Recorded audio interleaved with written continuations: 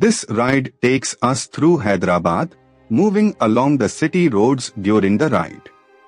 The mood here is calm and focused, with the sound of the engine carrying us through the changing rhythm of the streets.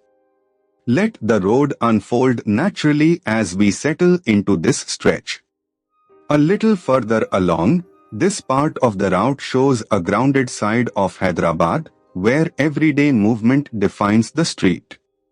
Shops, side lanes, and passing vehicles build a sense of momentum, and the pace stays steady.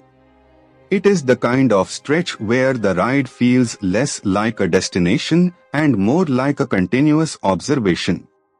As the ride continues, here is something worth knowing about this part of Hyderabad.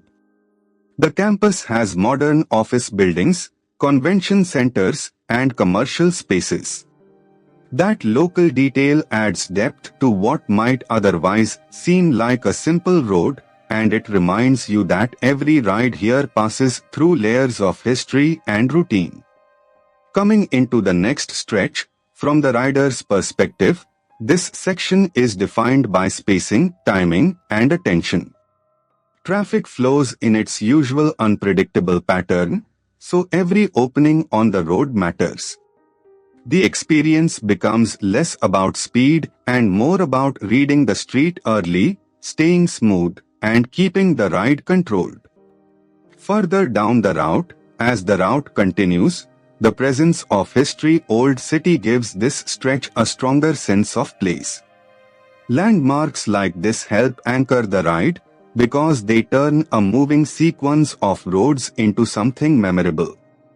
With the road opening ahead, the atmosphere here changes with the hour, and the weather adds its own character to the ride.